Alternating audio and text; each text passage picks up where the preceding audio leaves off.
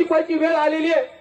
आजपर्यंत निमूटपणे सहन केला आपण अन्याय, आजपर्यंत निमूटपणे सहन केला आपण अत्याचार, आजपर्यंत निमूटपणे सहन केले आपल्या पोरांवरती दाखल होणारे टेक्निकल गुन्हे, अनेक पोरांवरती टेक्निकल गुन्हे केले. मासाळांना मधल्याला बरं भांडायला लावायचं, मधल्याला चोरमल्या बरं भांडायला लावायचं, चोरमल्याला मारणारा बरं भांडायला लावायचं आणि पाहुण्या रवळ्यात वाद करून त्या ठिकाणी फक्त मलिदा हाणायचा आणि त्यातून स्वतःचे शेट तयार करायचे.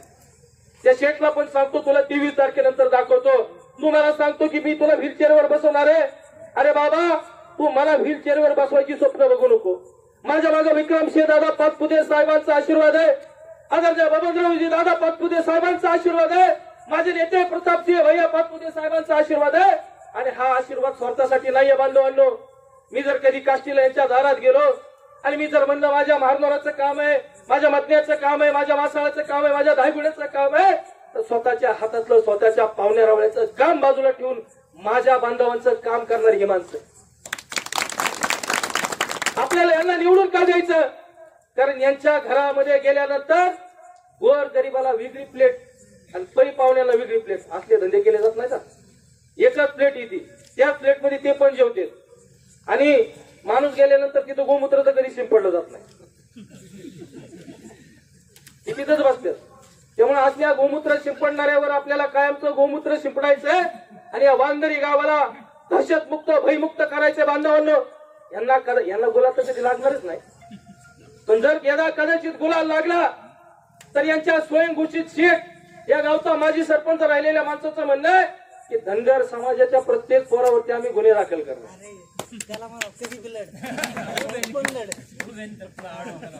म्हणजे आमच्या धनगर समाजाच्या बांधावरती युवक धनगर समाजाच्या बांधावरती गुन्हे दाखल करणार, त्यांना विटीस धरणार, त्यांना फक्त मतापुरतं प्रलोभन द्यायचं काम चालू आहे. दादा मला पण तुम्हाला सांगतो, आता मी एवढा कधी मोठा झालो मला कळलंच नाही, मला 10 लाख रुपये द्यायला तयार झाले. आईला म्हणलं लय बरं आहे, आता काय करणार. पण म्हणलं बाबा तुझ्या 10 लाख रुपयावर पाचपुत्यांची साथ सोडणारी चावलात माझी. मला म्हणले पंचायत समितीचं तिकीट देतो, 10 लाख रुपये देतो, अमुक देतो तमुक देतो, पण तू ज्याच्याची निष्ठा माझी आहे त्यांच्याशी कायम निष्ठा, यांच्याकडून भांडून तुमची कामं करून घेईल, पण पैशावरी विकला जाणारा मी नाही. अंबिका मातेच्या दारात सांगतो, मी जे बोलतो ती खरं बोलतोय. माझ्यावरती त्या ठिकाणी हल्ले करायचे कित्येकदा प्रयत्न झाले, माझ्यावरती त्या ठिकाणी खोटे गुन्हे दाखल करायचे कित्येकदा प्रयत्न झाले. का? तुम्ही धनगर समाजाची बाजू लावून धरतो म्हणून, मी धनगर समाजाला न्याय देण्याची भूमिका मांडतो म्हणून, माझ्या चोरमल्या मासाळ मध्यात मारणाऱ्यांना त्या ठिकाणी न्याय देण्याची भूमिका मांडतो म्हणून माझ्या समाजाला तुम्ही दहशतीच्या वातावरणाखाली ठेवता. कुणाला म्हणता सोसायटी अडवतो, कुणाला म्हणता ऊस नेत नाही, कुणाला म्हणतो तुझ्यावरती गुन्हा दाखल करतो, अमुक करतो. हे कुठपर्यंत सहन करायचं?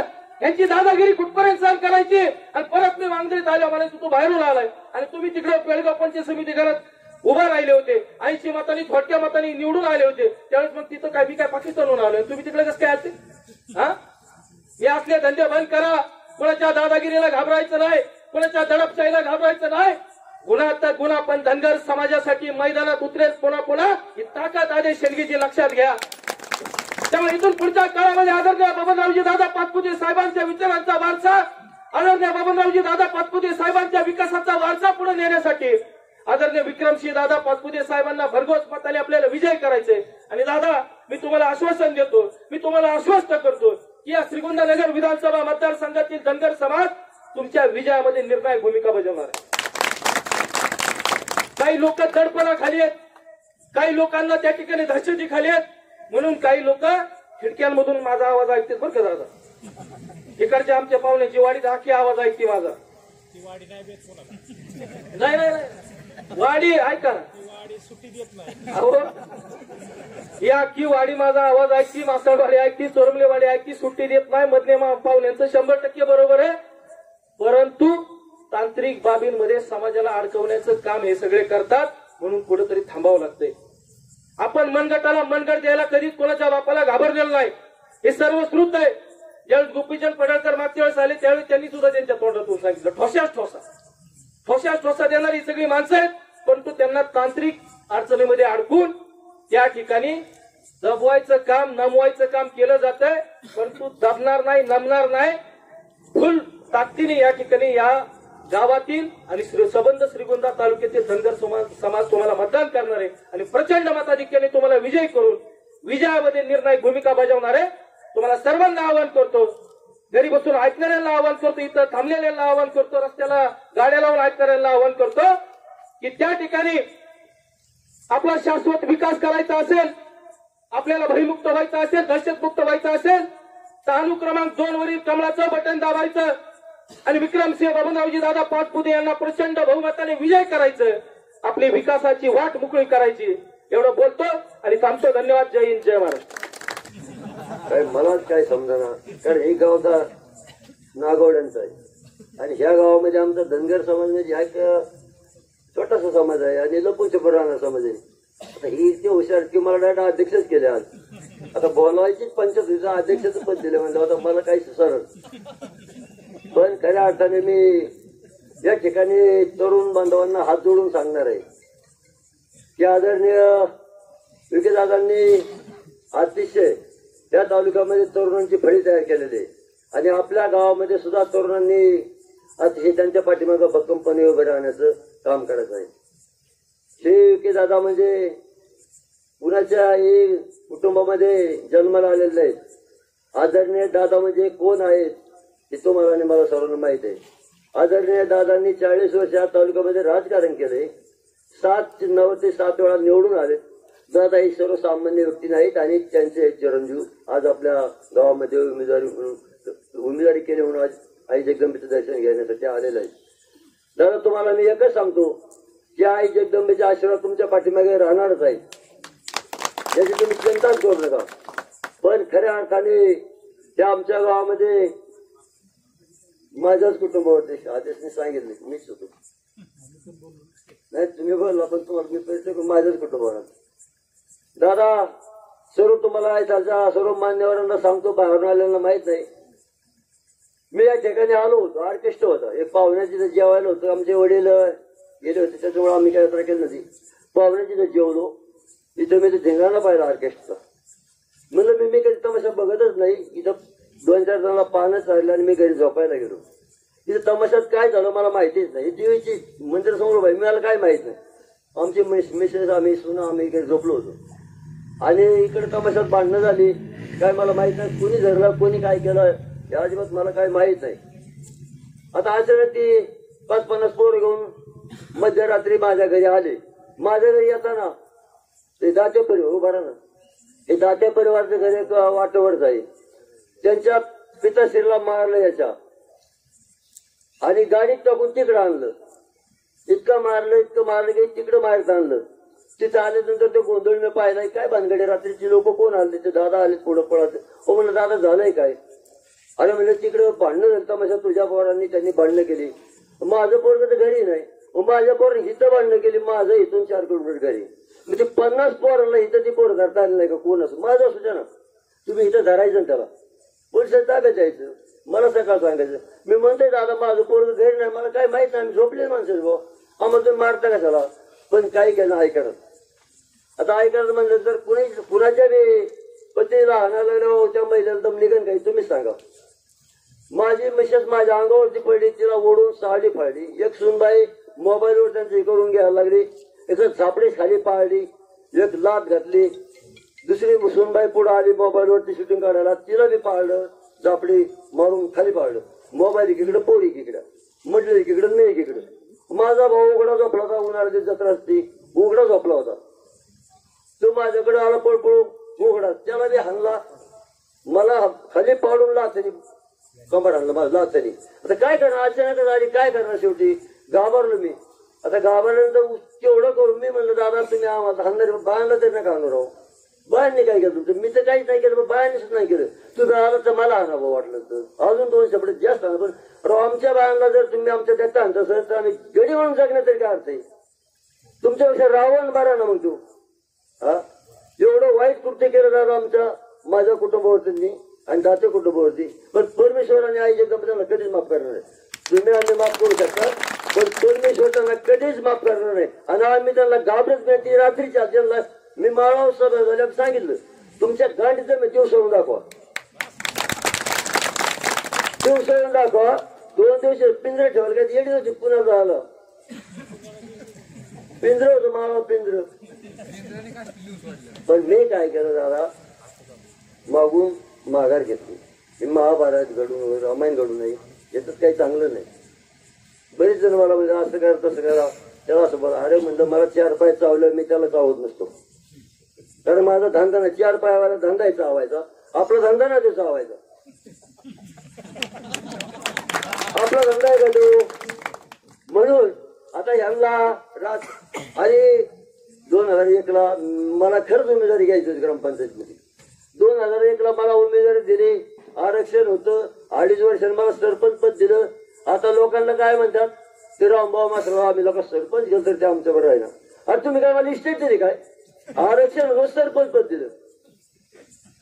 1900 किती साली ग्रामपंचायत किती साली ओपन झाली? 1962ला काय 60 लाख काय ओपन झालेली बरं का. मी म्हणतोय करतात कारभार करतो, मी मला नको म्हणलं, मला सरपंच पदच नको. 2.5 वर्षांनी दिलं बाबा, आरक्षण होतं म्हणून दिलं. बरं ठीक आहे, मला दिले. मग मी विचार केला, थोडा त्या जागेवर गेलो, थोडा विचार केला, माझ्या बुद्धीच्या पोहोचेपर्यंत विचार केला. એટલે या सरपंच पदावर बसलो काय करावं लागतं काय नाही, मी थोडा शिकलेलो म्हणजे. आणि मग ग्रामसेवक खाडेभाऊ साहेब होते, चांगलं माणूस होते, आपलं चांगलं नाही. आज मग मी काय करायला, आपण काहीतरी केलं पाहिजे. लोकांनी आपल्याला निवडून दिलं, मग त्यांच्यासाठी आपण काहीतरी केलं पाहिजे. म्हणून मी मग काय केलं, एक दिवस बसल्यापासून दारिद्र्य रेषेची यादी माझ्या हातात घेतली आणि ती यादी वाचायला सुरुवात केली. जे गरजू आहे त्याचं प्रस्ताव म्हणजे नाव टाकायचं, प्रस्ताव पाठवता, घरकुल मंजूर होऊ शकता सांगायचं नाही. कारण एक मंजूर होऊन याच्या आधी जर सांगितलं तर का आलं नाही म्हणून लपडे घरी आलं नको. घरकुल मंजूर आले की त्याला सांगतो तुझं घरकुल मंजूर आले. असं करून मी आई जगदंबीच्या होटेवर सांगतो की 10 घरकुल उभी केली 2.5 वर्षात. 10 घरकुलं. आणि आमच्या खोकरी नाल्यावर एक बंधारा आणि अंगणवाडी, एक आगोनेश्वरच्या अंगणवाडीची इमारत उभी केली. आणि गोपाळाचे 3 घरे वस्ती म्हणून ती मला मानणार आहेत, काही मतदान करणार आहेत. तिथं त्यांना पाण्याची गैरसोय होती. तिथं म्हणलं त्या आपशा कशाला बघ 3 घराला. आणि म्हणजे 3 घर आपशा त्यांच्या म्हशी 25 येतात, 30-40 माणूस आहे, त्यांना पाणी लागत नाही का? मला येऊन उपसरपंचाचा मी म्हणलं ती चालणार नाही, मला काही धाड्या करायला सगळं नाही. ती तुमचं कोणी ऐकलं असेल बघा. मी 3 घर आपशा मारून दिलाय. जर खोटं बोललं असेल तुम्हाला 10 घर किलो त्यात लोक राहतात. तुम्हाला अंगणवाडीची इमारत जशी तशी राहते बाकी तू चिरपरी आलेलं नाही. शिंदे कॉन्ट्रॅक्टर होता, शिंदे मळ्यात श्रीमंताच्या वरती शिंदे मळ्यात तिथला शिंदे कॉन्ट्रॅक्टर होता. आणि त्या ठिकाणी त्यांनी अंगणवाडीचं काम सुरू केलं. पहिला ट्रॅक्टर त्यांनी मातीच्या वळचा आणला. मातीच्या वळचा आणल्यावर मी एक दुसरंच गेलो माझी जमीन तिथं. म्हणलं शिंदे साहेब हे वाळू कशाला म्हणजे कामाला नाही, म्हणजे उचलान चारीत फेका. जर असली वाळू तुम्ही कामाला वापरता, काम जर निष्कृष्ट झालं, आमच्या मासावडच्या अंगणवाडी पाडून दुसरी बांधल्या, लोकांची पोरं मारताना उचलून चारीत फेका. चांगली वाळू आली तर नाही क्वार्टरवर बदलून टाकेन. मग त्यांनी काय केलं, मी जरा थोडं कडक बोललो. मग त्यांनी मुख्याध्यापकाकडे हे लावली की सरपंचाला म्हणवा तुमची काय टक्केवारी. मी एक दिवस गेलो, टक्केवारी सांगा. मी गेलो, म्हणलं काय म्हणता शिंदे साहेब तुम्ही काय सांगितलं गाडी घरगुती? म्हणजे काय नाही हो, टक्केवारी कशाची मला माहित नाही. जर काम नीट नाही केलं खबरदार म्हणलं. हे काम नीट झालं पाहिजे, ही टक्केवारी तुम्ही दाखवा कामाची. माझी टक्केवारीचा विचार करू नका. मी टक्केवारी घेणारा माणूस नाही, पण काम मला तसं झालं पाहिजे. 8 दिवसाला त्या कामावर चक्कर पडत. मी गेलो की ती कावरी बघायची कामगार, पण कामच करू घेत तसं. आणि म्हणून या ठिकाणी आता बरंच काय बोलण्यासारखं एखाद्या सभेत मी बोलणार आहे परत. आणि म्हणून दादा ते जर तमाशात भांडणं करीत बसले असते 5 फूट दादा आणि गोरगरीब जाऊन जर मारत बसले असते गोरगरिबांना, तर गल्लीतून दिल्लीत गेलीच नसते. यांचा आवाज गल्लीपासून तर दिल्लीपर्यंत बुलंद आवाज आहे, बुलंद. सोपे माणूस दादा सोपे नाहीत 5 फूट दादा. आणि विके दादा तुम्हाला सुद्धा आता तशाच पद्धतीने रण उतरावं लागणार आहे. आणि आमच्यासारख्या गोरगरिबांकडे तुम्हाला अगदी रात्रीच्या 12 वाजता फोन आला तरी तुम्हाला आपल्या पाठीशी उभं राहावं लागणार आहे. आम्ही तर तुम्हाला असं जागा असलं घाबरतच नाही. ही तुम्ही म्हणायला जाऊ नको, तुम्ही उलट फजिती करून घ्या त्याच्याकडे दिसती फजिती. हे पण तुम्हाला सांगतो. हा, आणि आता काल परवा माझ्याकडे 2-4 लोक सोडली. रंभावलं म्हणवा आमच्याकडे अरे कशाला तुमच्याकडे मार खायला चालला नाही चुकून. नाही तर मग तिकडे का तर ते जोर बोलू नको. अरे बोलणारा बोलणारच आहे, चालणारा चालणारच आहे. तुम्ही कशाला मला सांगायला पाहिजे? हा म्हणजे आशा आपण मला म्हणजे काय मला त्याला एका द्यायचं पैसे आता आदेश ते सांगितलं किती तुम्हाला 10 लाख मला एवढंच दिलं कारण मी तुमच्याकडे कमी बोलतोय पण मला किती गंटवाची मागा आली पण म्हणलं मी त्या आव्हानं दिसत नाही माझ्या रक्तात ते तसं नाही मी भीक मागन पण तुमचा पैसा अरे नको दादा माझं त्यांनी एकदा वाटलं केलं बाईसाहेब आहेत त्यांच्या बँके संचालक आहेत ना तुम्हाला पर्यंत माहिती असेल ना सांगा तुम्ही थोडस एक दिवस मी आमचा मुलगा सिक्युरिटी म्हणून वाबळे कॉन्ट्रॅक्टर आपला नगरला कॉन्ट्रॅक्टर वाबळे आमचा सिक्युरिटी म्हणून परत 9 वर्ष वडवड्याच्या बँकेत काम करत होता आणि काम करत असताना ह्या बाईसाहेब संचालक झाला बँकेचे उमेदवार आताचे उमेदवार आणि त्यांना गावातल्या चांडाळ चौकडे सांगितलं रामभाऊ मासाळांनी भाऊ भांडाळ कुठे भाऊ भांडाळ हा त्याचा भाऊ माझं पूर्ण 9 वर्ष काम केलं बँकेत 9,000 पगार मिळायचा त्यांच्या लेकरा वेळा सीसी पेन्शनचं भागत होतं काय असं काही आम्ही माडी नाही बांधायची त्याला त्याच्या भावाला 9 मिळत होतं माझ्या पोराला 9 मिळत होतं त्या बाईसाहेबांचा अधिकार वापरला आणि ती पोर आमची दोन्ही काढून टाकली तुमच्या कानापर्यंत नसलं पण 10 कानाकडे येतं ते आहे साक्षीदार नगरला फोन लावून नाही काम झालं माझं नाही होतं त्याचा मला राग नाही आणि एक दिवस मी सहज गेलो 15 दिवसांनी विचारायला की मला तुम्ही पोरं कामावून का काढली त्यांच्या घरी गेलो बरं का सकाळी बारी गाभरलो नाही घरी गेलो म्हणजे कोणी गाडी बदली झाली मला बदली लेटर कुठे जिल्ह्यात कोणत्याच बँकेतल्या कर्मचाऱ्याची बदली ही कुठं परमंडल होती ते भडवर आजची जात होती झोपत होती घर सोड मी माझ्या पोराला नको म्हणलो बाई असलं काय काम करतो मी बँकेचं काम मार त्यांचे जाऊन करतो काय कर म्हणलं इकडे दिवसा 500 रुपये रोज मी तिकडे झक मार ना तो म्हणा नाही मला जायचं झक मारतो जायची 9 वर्ष काम केलं त्यांनी काढून टाकलं मी विचारायला गेलो म्हणलं मग कुणीकडे आम्हाला माहिती पण तुम्ही बबन दादाकडे गेलता वाटतं राहुल दादाकडे गेलता अरे म्हणलं आजारी पडा मग मोठ्या दवाखान्यात जातोय तुमच्या कंपाऊंडरच्या गोळ्या खाऊन काय मला मारायची पुढे जेव्हा शपथ म्हणतील म्हणलं मी घाबरत नाही बोला त्यांना म्हणलं आजारी पडा मग कोणत्या दवाखान्यात जातं मोठ्या का कंपाऊंडरच्या गोळ्या खाऊन मारायची काय तुम्हाला अकले तिकडे गेलं मग काय झालं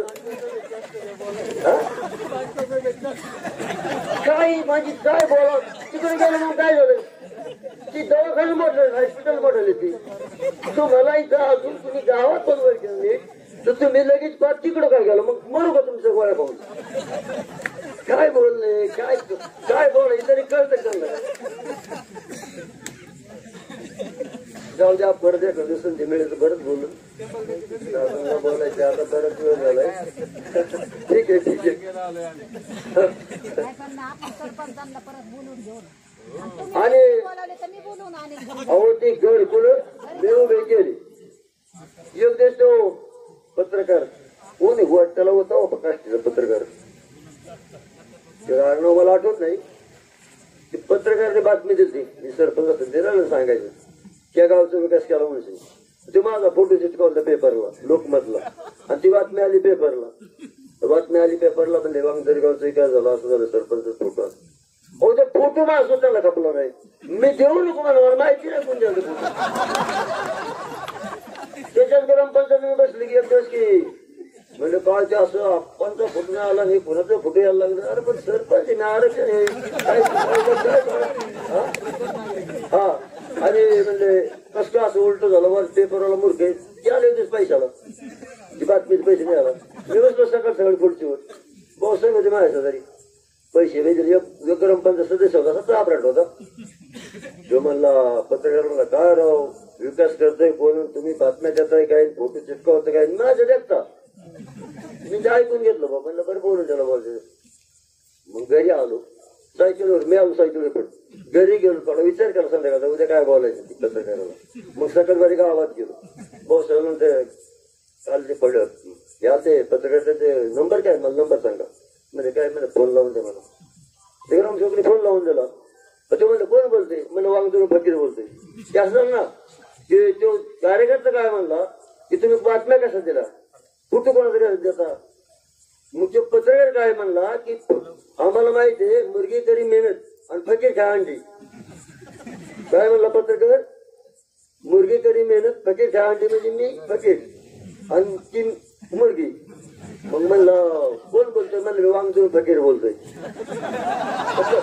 पत्रकार म्हणलं मी वांगदूर फकीर बोलतोय तू पाहिला इकडे म्हणलं तुला दुसरा पत्रकार गाठून तुला काय संपून टाकेल तू बोलतो कोणाला काय तुला अक्कल काय जर खोटं बोललं असेल आणि मी तसं म्हणलं होते ग्रामसेवकला माहित नाही मी काय बोलणार मी फोन लावून घेतला ग्रामसेवक सल्ला काय माहिती काय बोलणार ते ग्रामसेवकला असंच करा आणि मी सायकल उचलली घरी गेलो खोटं बोलणं आईची एकदम महत्वाचं किडं पाडीन मी दादा आमच्या वाडीपर्यंत सुद्धा गेलो तेव्हा अशोक भाऊ नागडे वारले आता ते असते त्यांनी सांगितलं तो पत्रकार गावात आला त्या अशोक भाऊला घेतलं डोकऱ्यावर नागडून त्यांचा पाहुणा असेल किंवा काय ओळख मला सायकल मध्येच गाठलं खोटं बोल नाही वाहन सकट पाहिजे होते वाहन सकट त्या पत्रकाराने वाहन सकट चुकलं माझं म्हणलं चला घरी चहा बसतो म्हणून पण आता चुकलाच ना सुटला माहिती आवडून पुन्हा सुटणार नाही वाहन सकट पाहिजे नाही अरे म्हणजे तुम्ही आमची किंमत कशा करता पद घेतलंय कुणी मला लागतच नव्हते पद मला आजा नको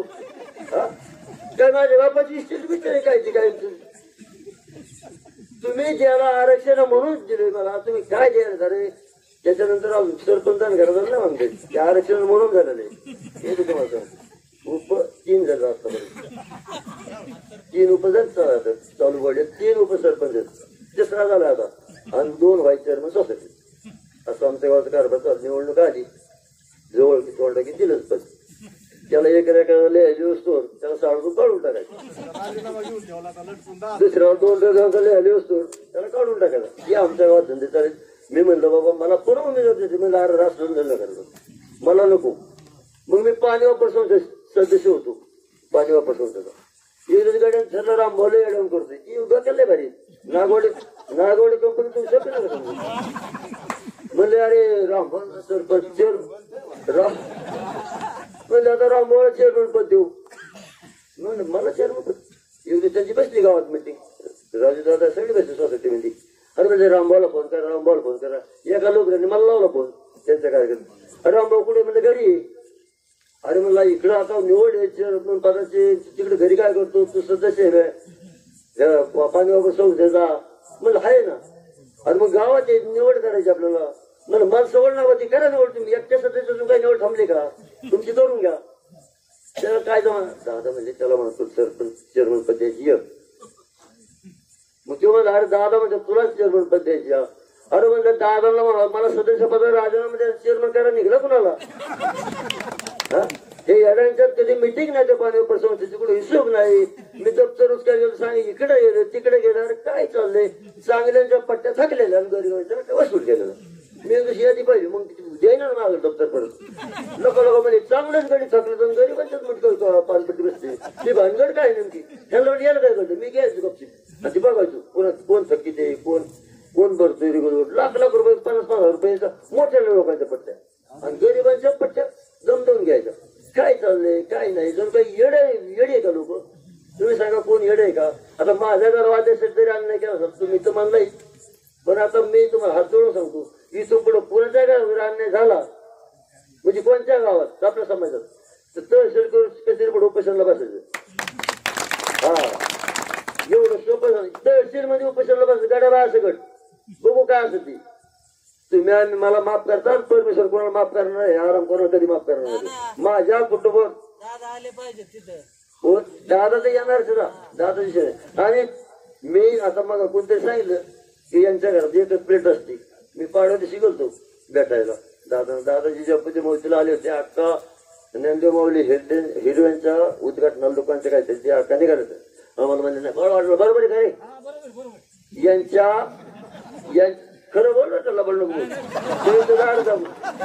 यांच्या बैठक रूम मध्ये पारद्याची पोरं खुर्ची बसली होती कोणाची मग कोणतं म्हणलं गोमंत्र बरोबर ती काय कुठं आम्ही जात नाही आम्हाला घर माहित नाही पुढे शासन आम्ही बघतच नाही काय त्याचं घेणं नाही की तुम्ही कोणतरी सांगले शासन आणि ते काय तुम्ही सांगा आम्हाला माहिती अजून अजिबात नाही जेव्हा नाही ऐकलं जर आणि बरं का पारद्याची पुढच्या हॉलमध्ये तुमच्या पुढच्या आम्ही बस आपण सगळे बसतो घरात कुठं पळ उतरची पिटपिट पळाली त्यांच्या कुणाची पोरं पारदी समाजाची पोरं डोळ्यात पाहिजे अख्खा महिना नष्ट करून मग अख्खा काय झालं तर काय म्हणजे आम्हाला बेरोडली जायची आणि एक बाई होती तिथं साड्या वाटायला फराळ वाटायला आणि अक्काने सांगितलं मी तिकडे चालले तू जोपर्यंत माणसं आहे तोपर्यंत फराळ बंद करायचं नाही दिवसभर आले ते दिवसभर देत राहतं. यांचं आम्हाला पहिलेच माहिती. तुम्हाला त्याची माळावर सांगितलं तुमच्या घरात यायचं आम्हाला भीती वाटत नाही, पण यांच्या घरात जायला अंगावर काटत आळणं मोठे ना.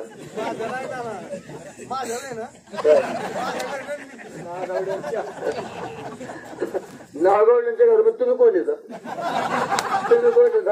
नागवड्याच ना. एक तर तुम्ही लय हुशार हो, मला अध्यक्ष केलं डायरेक्ट, नाना सोडून दिलं तिकडं. हो, पण तुम्ही नसता अध्यक्ष तर मी बोललोच असतो ना. नाही त्यांनी नाही केला. ठीक आहे, आपलं विनोद चाललंय. तर मी बराच वेळ बोललोय, खऱ्या अर्थाने काही चुकलं तर असं नच बरं का. भावने सारी बोलून गेलो मी, पण तालुक्यातून जी काही समाजाची मुलं आली असतात, काय माझा परिचय नाही आधीच, माझा थोडा झाला आता परिचय, पण माझे हात जोडून सगळ्याला विनंती की संपूर्ण तालुक्यामध्ये आपला जेवढा समाज आहे तेवढा समाजाने तरी येत्या 20 तारखेला मात्र आदरणीय विकीदादांना विसरू नका, एवढीच माझी हात जोडून विनंती. आणि विकीदादा तुम्ही 100% विजय होता. पण आता मला कोणतरी सांगितलं की त्या दिवशी तुम्हाला दर्शन यावं लागेल. त्या दिवशी जरी नाही जमलं तरी पण तुम्हाला एक दिवस बोलावणार आहे आणि तुमच्या वजनाचे पेढे आम्ही या देवीला वाटणार आहे. तुमच्या वजनाचे पेढे आम्ही देवीला वाटू आणि तुम्ही 100% आमदार होता अशी खात्री आहे. आता मध्यंतर आम्हाला सांगायची हे बबनराव पाचपुते असं, बबनराव पाचपुते तसं. अरे बाबा ठीक आहे, बबनराव पाचपुते लोकांना फसतात. लोक एवढे दूध पिणे ना. बबनराव पाचपुते लोकांना 7 वेळा लोक निवडून द्यायला 35 वर्ष आमदार ठेवलं. काय लोक येडेत का? लोकांना काही कळतच नव्हे. त्यांनी असं पटवलं की असं करतात ते तसं करतात. तुम्ही काय करता? तुम्ही नाही चांगले, तुम्हाला एखाद्या स्वीकारलं त्यांना विधानसभेमध्ये पाठवलं. ती बेकार आहे का? लोक बेकार आहेत का मतदान करणारे? 35 वर्ष आमदार असतो कुठे. लोक येडे का मतदान करणारे? काय बोलायचं काही समजत नाही. फक्त पाठवायचं बबनराव पाचपुते असे, बबनराव पाचपुते. तुम्ही कशी त्या आम्हाला माहिती. आणि जर आता ह्या माझ्या भाषणावर जर त्यांनी काय मला जर दिवस प्रत्येकाला माझ्याकडे 7, 12, 8 आहे बरं का. ते पण तुम्हाला शेवटचं काम सांग सर, तुमच्या आबरू जाईल. मग जसं तलाटाला माहिती असतं ना चतुर्समय कुठं खराब आहे, तसं मला बी सगळं माझ्याकडे चतुर्समाचे. मग पण मला जर दिवसलं तर बरं का मी सुट्टी देणार नाही. त्यांनी माझं आव्हान, त्यांनी मला डावचावा, मला डावचावा एखादा सभेत त्यांच्या कार्यकर्त्यांनी त्यांनी बोलावा माझ्यावर. मग मी दुसऱ्या सभेत काय बोलणार आहे ही मग मला सांगायची गरज नाही. मग वेगळी भाषा बोलणार. तर मला माहिती ती खोटं की नाही ना काही सगळं माहिती. तुम्ही बाहेर तुम्हाला नसेल काय माहिती, मला सगळं माहिती. आता तिथं तुम्ही आता जे जिल्हा बँकेचा विषय संपला काय, आता किती दिवस राहणार जिल्हा बँकेत मला काय माहित नाही. संपणार तर आहे जो ती काही इष्टते का आपली जिल्हा चित्र रंगवायला म्हणजे ती काय पसारा मारून जातच असतात काय तो, तर ते आम्हाला माहिती. पण असा माझ्या त्या मुलावरती अन्याय झाला आणि 10 एकर जमीन माझ्या शेजारी घेऊन दिली. 10 एकर जमीन चौदांनी केलं, 1,70,000 दिली. आज ती 2 कोटीची इष्टती म्हणजे 20 लाखांनी धरा.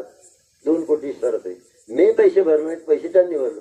मध्यस्थी मी केली, सौदा मी केला आणि खरेदीला नेलं. मला खरेदीला नेल्यावर 10,000 रुपयाचा बंडल माझ्या जवळ दिला की कागदपत्राला पुढे लागतं तिथं खर्च कर. 9,900 रुपये खर्च झाला. मला म्हणले आधुरेवाडीला वरसर द्या, आधुरेवाडी ते तुम्ही वरसरात करून येतो रजिस्टरवर कागद द्यायला सांगितलं. मी 9,000 जर कुटुंबात द्यायच्या मध्ये 9,900 रुपये खर्च झाला. तिकडून खरेदी करून मी माघारी आलो. रेल्वे गेट पडलं होतं तिथे. मी म्हणलं दादा 9,900 रुपये खर्च झाला, 100 रुपये उरलं. पुढं बसले होते.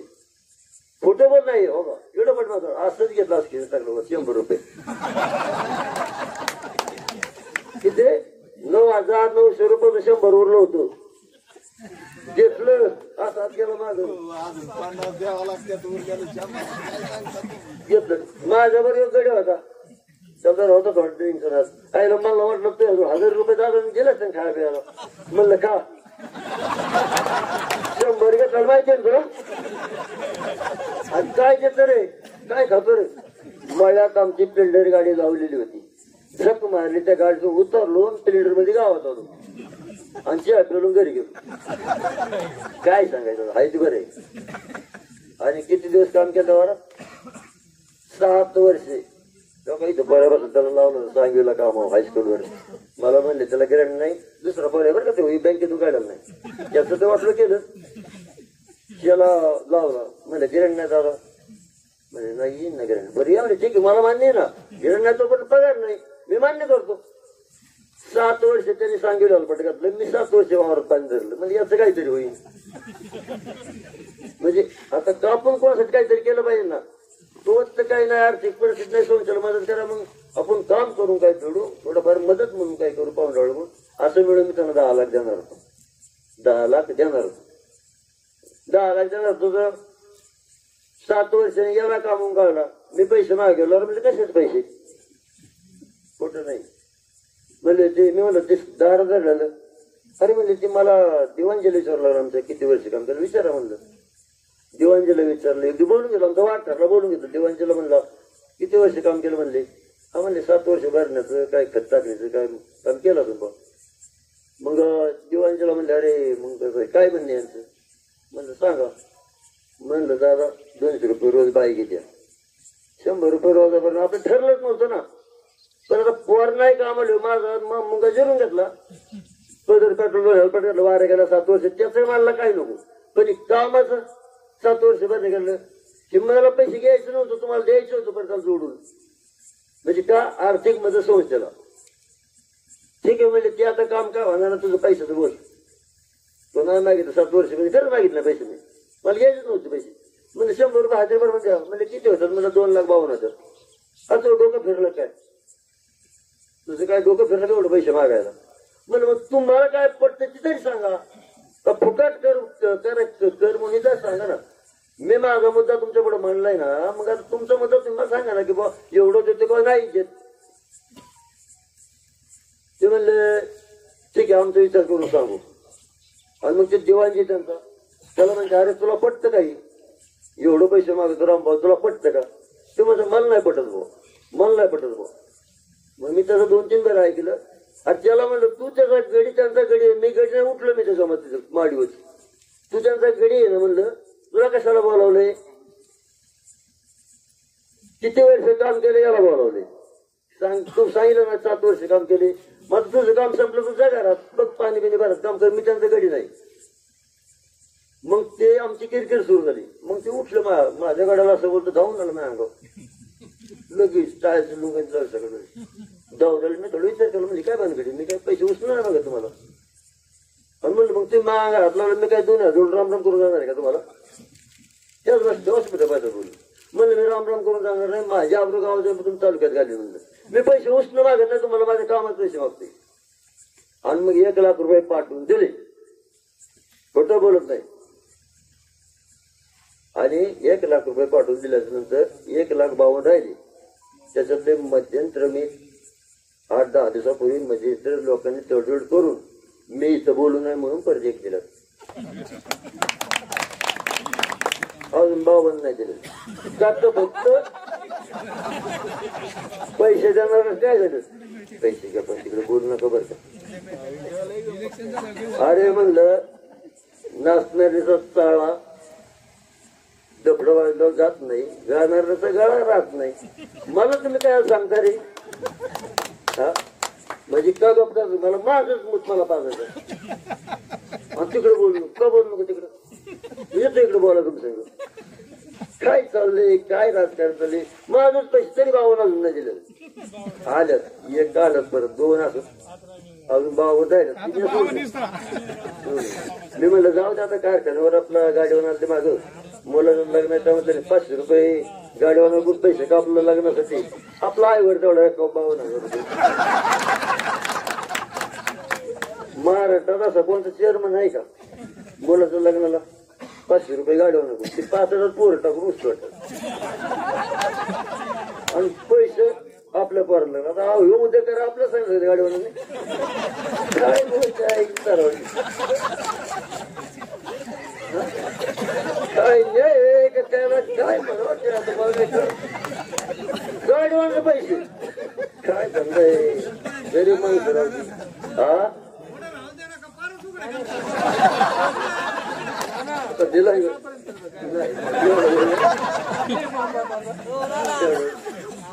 आता ही सभा आपली सगळी छोटी आहे आणि दादांची सगळी कार्यक्रम म्हणून नाही दादांनी दादा येत असते तरी माझं एवढं बोलायचं जाडच होत दादा नाही मला बोला का नाही पण त्यांना ती देव बरोबर वाटत नाही ते मला काय म्हणणार नाही बरोबर अहो तुमच्या आता तुमच्यापेक्षा मला जास्त अनुभव आहे तुमची जमीन आमच्याच आहे 18 एकर आणि दादा एकदा काय झालं भाऊ होते ते आजोबा येडचं काम चालू होतं दादाने ना आमदार झालं आमदार येडचं काम चाललं होतं दादा आले जेवण उतरले कपडे फेकून खाली उतरले यारीने लगेच चिका उचलला भाऊ म्हणजे बाबा लागून किशन वर येतो तुला काय पडलं ती गडी घालतात नाही दिली आपण आणि तुमची एअरफोन मी भाऊ अशोक पंढरकर नारळंगुला आमच्या मनाची एअरफोन लय पाहिजे 2 मोठे पाहिजे घालायचे काय पाहणार नाही काय नाही का एकदम जमत जमिनीची आणि पार्किंगकडे घोड होता आमचं दादा घोड बस आम्ही घोडायला काय दादा बिन लग्नाच्या लग्न व्हायच्या अगोदर आमदार झालं ती मग ती पोरासाठीच वागणार आमने आणि ते गटातच वागणार समाज म्हणजे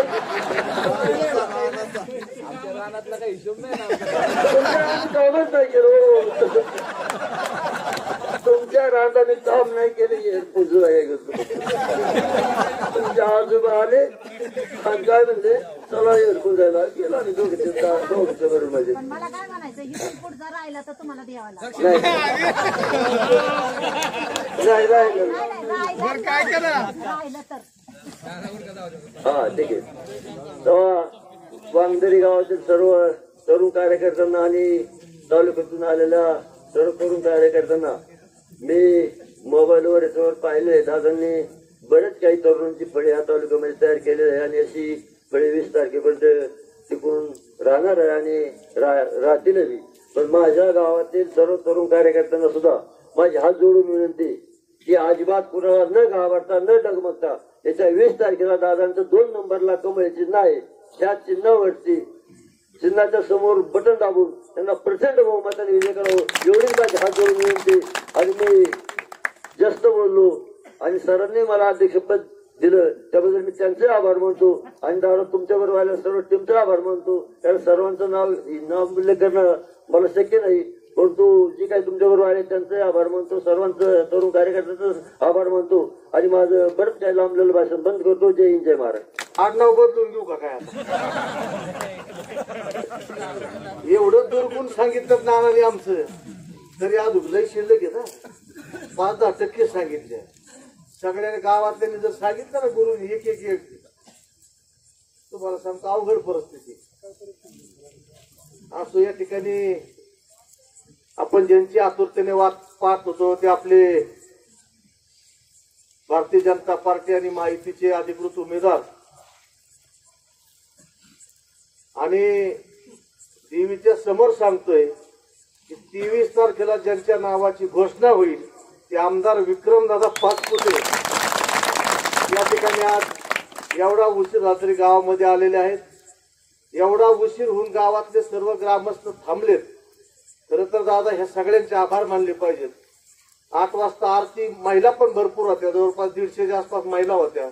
उशीर खूप झाला पण तरी पण नाना इथं एवढे जरी असले, गर्दी कमी असली तरी सगळी दर्दी माणसं आहेत. आणि काही तुम्ही जसं सांगितलं ना, काही कानताव करून आजूबाजूला पण बसलेली आहे. हा आपल्याला माहिती ती नेहमीची खोड, पण कान चांगले कानताव करून मळ काढून ठेवा. जेवढं ऐकताय तेवढं सांगा, कारण काहींना ऐकलेलं वाढून सांगायची सवय आणि समोरचं गडी किती खालक्या कानाचं आहे हे आपल्याला माहिती आहे. मी आपला अधिकचा वेळ घेणार नाही, कारण आपल्याला विक्रमदादांना ऐकायचं, त्यांचे विचार आपल्याला ऐकायचे. मी एवढंच या ठिकाणी सांगायला उभा आहे. कदाचित तुमच्या दौऱ्यामुळे दादा तुम्हाला माहित झालं नसेल, नाना योगायोग असा आहे पहा की आपल्या डोकरा इनामगाव रस्त्याला विकीदादांच्या माध्यमातून 17 कोटी रुपये मिळाले. काष्टी ते वांगदरीच्या रस्त्याला 20 कोटी रुपये मिळाले आणि मासवाडीच्या रस्त्याला सुद्धा जवळपास 4 कोटी रुपये मिळाले. तांडा वस्ती अंतर्गत 60-65 लाख रुपये मिळाले. एक आमच्या वस्तीवरच्या रस्त्याला पैसे, सभा मंडप आहे, भरपूर काम आहेत. मासवाडीला एक अंगणवाडी दिलेली आहे. पण योगायोग असा आहे, आज पौर्णिमा आहे आणि पौर्णिमेच्या दिवशी तुमचं काय आजचा दिवस आम्हाला द्या असा मागितला नव्हता, तर दौरा ठरवणारे लोक वेगळे आहेत. योगायोगाने दौरा पौर्णिमेचा आज लागला आणि काल दौरा ठरला, नेमकी आज पौर्णिमा आणि आजच दादा ढोकराय ते वांगरी या 17 कोटी रुपयाच्या रस्त्याचं काम चालू आहे. आणि जे सांगत होते की आम्हाला ती गिफ्ट मिळाले, ते गिफ्ट सोडून नाना पळून गेले. शरद दादांनी सांगितलं की त्यांना 3-4 महिन्यात अनुभव आला. बरं झालं तुमच्यावर आणखी लय दिवस नाही राहिले, थोडक्यात तुम्हाला अनुभव आला. नानांनी सांगितलं तसा 7-8 वर्षाचा अनुभव त्यांनी घेतला. आम्ही एक तपभर अनुभव घेतलेला आहे. म्हणजे आमच्याकडे एक पूर्ण तप झालंय. कामाच्या बाबतीमध्ये जे दादा तुम्ही निधी दिलाय, सगळ्या निधीची बेरीज केली तर आजच्या घडीला जवळपास भूषणदादा बळवे 43 कोटी रुपयाचा निधी विकीदादांनी या ठिकाणी वांगदरी गावाला दिला. लाखाचा निधी गावाला माहित नाही. आज तुम्ही आमदार व्हायला निघाले आणि टीका दादांच्या करता तुमच्या गावात तुम्ही सभा घेतली. हे अपेक्षित होतं, तुम्ही सांगायला पाहिजे होतं आमच्या गावामध्ये हा निधी आम्ही आणलाय, आम्हाला सत्ता मिळाली, आम्ही जिल्हा परिषद मध्ये काम केलं, सदस्य म्हणून काम केलं, सभापती मधून काम केलं. आपल्या गावाला काय दिलं? 60-70 वर्षे ग्रामपंचायत तुमच्या ताब्यात आहे. ग्रामपंचायतनी काम काय केलं, काय गावाचा विकास केला, काय गावाला दिलं, ही सांगण्याची आवश्यकता होती. सांगितलं काय? बाबा दादाच्यावर टीका करता. दादांचं वय कुठं, तुम्ही टीका काय करता? आणि दादांच्यावर टीका करताना बापूंचा वारसा सांगता. आता बापूंना किती जीव लावला, किती प्रेम दिलं, जर सांगायला लागलो ना तर घोटाळा होईल. आम्हाला माहिती ना सगळ्या गोष्टी. वेळ आल्यावर ती मांडू. खोटी सहानुभूती मिळवायचा प्रयत्न करू नका. विकासाचं काम सांगा, तुम्ही काय गावासाठी केलंय. इथं आमचे आदेश शेंडगे बंधू बोलले, नानांनी तो प्रसंग सांगितला.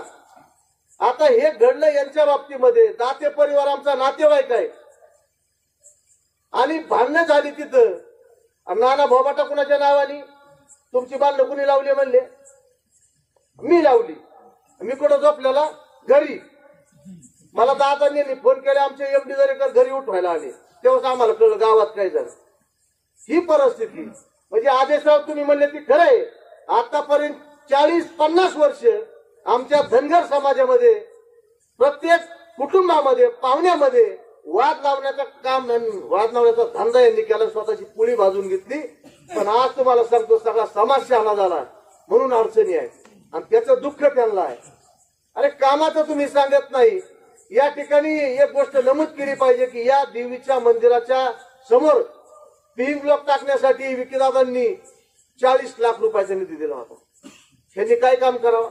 त्यांनी ग्रामपंचायतीने पत्र दिलं की त्या ठिकाणी ते काम करण्यात येऊ नये. आमचा निधी नाही माघारी गेला. लक्षात ठेवा, तुम्ही अंबिका मातेचा निधी माघारी लावला ना. आज पौर्णिमा आहे, तेवढे पैसे गेले की नाही? आणि त्याच्या पुढचं 20 तारखेला मतदान होईल. 20 ते 23 ला निकाले. 21-22 ला आपला हिशोब करा, किती गेले, किती पटीने गेले. तर त्याचा हिशोब करायला तुम्हाला 23 तारखेला वेळ मिळणार नाही. 5-6 महिने तुम्ही कोमातूनच बाहेर नाही निघणार. एवढ्या मताधिक्याने तुमचा पराभव होणार आहे, हे अटळ आहे. कारण तुम्ही देवीच्या आणि लोकांच्या भावनेशी खेळलेला आहात. हे दुर्दैव आहे. ठीक आहे, देवीच्या विषयावर मी बोलणार नाही, सगळा विषय सगळ्याला माहित आहे. परंतु गावाच्या विकासाच्या बाबतीमध्ये या ठिकाणी विक्रमदादांनी बबनदादांच्या माध्यमातून अतिशय भरीव अशा प्रकारचा निधी दिलेला आहे. आणि दादा आपल्याकडे जी मागणी राहिलेल्या रस्त्यांच्या बाबतीमध्ये जर विकीदादा आमदार झाले तर आम्हाला खात्री आहे की गावातला प्रमुख एकही रस्ता डांबरीकरणापासून वंचित राहणार नाही. एवढं काम आणि एवढा निधी आपल्याला मिळणार आहे. म्हणून वांगदरीतल्या सर्व नागरिकांना, सुज्ञ माझ्या माता भगिनींना एक नम्र विनंती आहे की आपल्याला कोण मदत करतो, आपल्या सुखात दुःखात कोण उभा राहतो, त्याला मदत करण्याचं काम केलं पाहिजे. आणि गावामध्ये सगळ्या लाडक्या बहिणी आमच्या खुश आहेत. दबाव आहे, काहींच्या कुटुंबातली माणसं तिकडे कामाला आहेत. त्या आमच्या लाडक्या बहिणी प्रामाणिकपणे दादा सांगतात की काळजी करायचं कारण नाही. थोडस इकडं तिकडं झालेलं आहे, पण जर सगळा कार्यक्रम जर जुळला तर वांगरीतून सुद्धा तुम्हाला लीड मिळालं तर तुम्हाला आश्चर्य वाटायला नको. भूषण दादा ही परिस्थिती वांगरीमध्ये आहे. त्याचं कारण एक आहे, ह्यांची वागणूक, ह्यांची काम करण्याची पद्धत, कधी लोकांना मदत करायचं नाही. आता चहा पाण्यावर काही नाना बोलत नाही, नानाने काहीच ठेवलं नाही. नानाने एवढी बॅटिंग केली तासभर, म्हणजे वन डे खेळले, 20 खेळले, कसोटी पण तुम्हीच खेळून निघाले. पण ही खरी परिस्थिती या ठिकाणी रामदास नानांनी सांगितली. राहिलेलं सगळं नाना आपल्याला सांगता सभेमध्ये पूर्ण करायचंय. सगळं गाठोडं गोळा करून त्या दिवशी आपण सगळं काय सांगायचं ते सांगू. म्हणून आपला अधिकचा वेळ घेणार नाही, आपल्याला दादांना ऐकायचंय. म्हणून आपण एवढ्या मोठ्या संख्येने उपस्थित झालात. उशीर झाला, आपल्याला थांबावं लागलं, थोडासा त्रास झाला, त्याबद्दल आपल्या सगळ्यांची दिलगिरी व्यक्त करतो. आपण सर्वांनी विक्रमदादांच्या आणि बबनदादांच्या पाठीशी खंबीरपणाने या ठिकाणी उभा राहायचंय एवढं आव्हान तुम्हाला करतो. आणि बाजूला जे उभे आहेत त्या सगळ्यांनी सगळ्यांनी पुढे येऊन बसा. पुढे येऊन का बसायचं ते दादा त्यांच्या भाषणामध्ये सांगतील. मी उद्या होणारे आमदार विक्रमदादा पाचपुते यांना विनंती करतो की आपण आपल्या ठिकाणी मनोगती व्यक्त करा. पुढे या सगळे. दादा या ठिकाणी माईकवर बोलणार नाहीत, त्याचं कारण एक आहे, उद्या उमेदवारांनी आचारसंहितेचा भंग केला असं व्हायला नको. म्हणून सगळ्यांनी पुढे सारखा थोडस. चेअरमन दुरास मस्ता पुढे सारखा, एमपी पुढे सगळ्यांना दादांचा आवाज जाईल. तो माईक ठेवा नेऊन जरा तिकडे.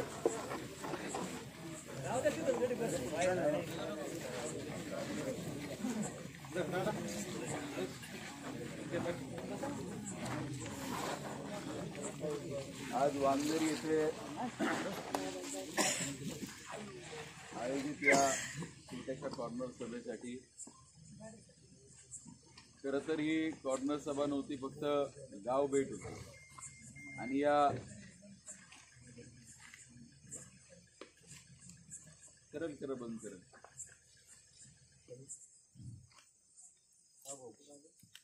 ही गाव भेटीचं नियोजन आम्ही केलं होतं. 4 तारखेला माझी अधिकृत उमेदवारी जाहीर झाली आणि त्यानंतर प्रत्येक गावामध्ये जाऊन सगळ्या कार्यकर्त्यांना, ग्रामस्थांना भेटायचा आम्ही प्रयत्न केला. कारण प्रत्येक ग्रामस्थाची इच्छा असते की उमेदवार आमच्या गावात येऊन गेला पाहिजे, गावाला भेट दिली पाहिजे. या अनुषंगाने अनेक ठिकाणी जाण्याचा योग येतोय. म्हणजे नगर तालुक्यातली 42 गावं ही माझी पहिल्या 3 दिवसात झाली आणि त्यानंतर जवळजवळ आज 47 गावांपर्यंत भेटी झाल्या असतील. म्हणजे आता जवळजवळ 90-91 काही गावांची भेटीगाठी झाल्या. प्रत्येक ठिकाणी भाषणाचा योग येतो. त्यामुळे आता ह्याच्यापेक्षा जास्त काय आवाज वाढेल अशी काही परिस्थिती नाहीये. कारण अनेक ठिकाणी बोलून शेवटी काही ताण देता येत नाही. आणि 10 नंतर आम्हाला मर्यादा असतात बोलायला, प्रचाराला नसतात मर्यादा. फक्त आपण या साधनांचा वापर करू शकत नाही. त्यामुळे तुम्हाला या आवाजात ऐकायला लागतंय. खरं तर लवकर येणं अपेक्षित होतं, पण प्रत्येक गावात इतका उत्स्फूर्त प्रतिसाद आहे. सकाळी 8 वाजता दौरा सुरू केलाय आणि अजूनही चालू आहे. आणि याच्यानंतर रात्री काही उरलेल्या सुरलेल्या बैठका आम्ही करायचा प्रयत्न करत असतो. त्यामुळे नक्कीच अनेक ठिकाणी या भेटीगाठीचा योग येत असताना तरुण मोठ्या संख्येने भेटतात, ज्येष्ठ मंडळी येऊन आशीर्वाद देतात. हे ज्यांनी काही असे आहेत की ज्यांनी 1980ला दादांच्या राजकीय वाटचालीमध्ये त्या ठिकाणी हातभार लावला होता. आज आम्ही बाबुर्डेला गेलो, ते एकत्र आले आणि म्हणले की आम्हाला तुम्हाला मदत करायची. म्हणलं मदतीची काय गरज आहे? नाही म्हणले, हे 5,000 रुपये आम्ही तुम्हाला मदत करतो. म्हणलं कशाबद्दल? म्हणले तुमचे वडील ज्यावेळेस उभे होते त्यावेळेस आम्ही लहान होतो आणि सगळ्यांनी मिळून पोरांनी 7 रुपये त्यावेळेस आम्ही दादांना वर्गणी दिली होती. त्यामुळे एक काहीतरी पायंडा की तुमच्या वडिलांच्या राजकीय सुरुवातीमध्ये आम्ही त्या ठिकाणी कुठे हातभार लावला होता, आज तुमच्याही राजकीय सुरुवातीमध्ये आम्हाला हातभार लावायचा आहे म्हणून ही 5,000 असे वेगवेगळे अनुभव येतात. म्हणजे दादांसाठी केलेलं, लोकांनी दादांनी केलेलं जनतेसाठी. म्हणजे अनेक लोक सांगतात की दादा आमच्या घरी आले होते, इथं जेवण केलं, इथं बसले होते, दादांबरोबर माझे वडील पोहायला जात होते, माझ्या आजोबांबरोबर दादांनी शेतात करडी पडलेले आहेत. काय म्हणजे जे आठवेल ते मी इतके असंख्य अनुभव आदरणीय दादांच्या माध्यमातून येतात. कधी कधी असं वाटतं की माझी निवडणूकच नाहीये, ही दादांचीच निवडणूक आहे, की मी दादांच्या वतीने लढतोय. माझी आपल्या सर्वांना विनंती आहे, उद्याच्या 20 तारखेला आपल्या सगळ्यांना मतदानाला बाहेर पडायचं. आता नानांनी तर एवढी बॅटिंग केली, नानांच्या आधी आदेशने तर काय म्हणजे दोघांनी मिळून इतकं काही सांगितलंय. मग आमच्याकडे काय आता सांगण्यासाठी असं राहिलं नाही, मी फक्त विनंती करायला आलेलो आहे. माझी आपल्या सर्वांना एक कळकळीची विनंती आहे, भारतीय जनता पार्टीच्या केंद्रीय नेतृत्वाने माझ्यावरती विश्वास टाकला आणि मला 4 तारखेला माझी उमेदवारी जाहीर केली. ही संधी मला उपलब्ध करून दिलेली आहे, पण ही संधीवरती शिक्कामोर्तब फक्त आपण सर्वजण, ही जनता करू शकते. मी आपणा सर्वांना विनंती करायला आलो की मला या परिसराचं नेतृत्व करण्याची आपल्यामार्फत संधी मिळण्यासाठी कामाची चुणूक तर मागेच मी दाखवलेली आहे. दादांच्या माध्यमातून गेले 2.5 वर्ष मी जे काम करतोय, अनेकांना वाटतं की अनुभव आहे नाहीये. माझ्याशी बोलत असताना माझ्या मते कोणीतरी विषय काढला होता की कसलाच अनुभव नसताना हे आमदारकी लढतात, विधानसभेला लढतात. हे विसरून गेले की ह्यांचे नेते जे भाषणाला बोलवले होते ते कसलाही अनुभव नसताना मुख्यमंत्री झाले होते, नंतर निवडणूक लढले. त्यामुळे आमदार व्हायला काही कसला निकष लागतो अशी काही परिस्थिती नाही. आणि जर निकषच लावायचं म्हणलं तर माझ्या इतका आता या 16 उमेदवारांपैकी कोणालाही निधी आणण्याचा अनुभव नसणार आहे, हे मी ठामपणे सांगतो. त्यामुळे नक्कीच आपण आपल्या कामाची चुणूक दाखवायचा प्रयत्न केलाय, पण आज मला तुमच्या सर्वांच्या आशीर्वादाची गरज आहे, तुमच्या सगळ्यांच्या विश्वासाची गरज आहे, तुमच्या सगळ्यांच्या प्रेमाची गरज आहे. मी आपणा सर्वांना विनंती करतो की उद्याच्या 20 तारखेला आपल्याला ज्यावेळेस मतदानाला बाहेर पडायचं आहे त्यावेळेस माझं हे 2ऱ्या क्रमांकावरती नाव आहे. माझं मतपत्रिकेवरती बॅलेट मशीनवरती नाव पाचपुते विक्रम बबनराव असं आहे. मी आपणा सर्वांना कळकळीची विनंती करतो की माझ्या नावासमोरील जे कमळ चिन्ह आहे, या कमळ चिन्हासमोरील आपण बटन दाबून माझ्यावरती विश्वास टाकावा, मला काम करण्याची संधी द्यावी. मी या अंबिका मातेच्या प्रणांगणात आपणा सर्वांना ग्वाही देतो, आश्वासित करतो की आपण जर माझ्यावरती विश्वास टाकला तर या विश्वासाला विक्रम पाचपुते कधीही तडा जाऊन देणार नाही. आपण मला काम करण्याची संधी द्याल अशी अपेक्षा व्यक्त करतो. उशीर बराच झालाय, अजूनही सांगता सभा होईल. आम्ही तर ठरवलंय मोठी सभा घ्यायची नाही, पण आता नानांचं भाषण ऐकलं असं वाटतं एखादी काष्टीला सभा घ्यावी. नक्कीच नानांच्याच अध्यक्षतेखाली घ्यावी ते काय, कारण ते मागच्या वेळेस त्यांना बोला म्हणलं ते काही बोलले नाही, पण अध्यक्ष झाल्यावरती त्यांनी म्हणजे एक नानांकडनं बघून मला कळालं सरपंच झाले, सरपंच पदाचा पूर्ण त्या ठिकाणी युटिलायझेशन म्हणजे उपयोग करून घेतला. आज सभेचे अध्यक्ष आहेत, त्यामुळे अध्यक्षाला कोणी काय थांबू शकत नव्हतं. अध्यक्षाने अध्यक्षाची भूमिका पार पाडली, तेव्हा आम्ही शांतपणे ऐकत होतो. पण नक्कीच हास्यात विनोदाचा भाग बाजूला राहू द्या. ज्या वेळेस हे नानांनी या गोष्टी सांगितल्या, काही काही गोष्टी खरंच गांभीर्याने घेण्याजोग्या, म्हणजे आपण त्या काही हसण्यावरील नेल्या असतील, पण अशा घटना काही घडत असतील तर ही लज्जास्पद घटना आहे, अशी कोणत्याही गावात घडू नये. आता 45 वर्ष दादा राजकारण करतात, पण असं आमच्या गावात कधी घडलं नव्हतं. आणि काय म्हणजे दादांच्या वडिलांनी दादांना एकदा सांगितलं, दादा नुकतेच आमदार झाले होते आणि आमदार झाल्यानंतर इतकी लोक येऊन दादांना प्रश्न सांगायचे, अडचणी सांगायचे.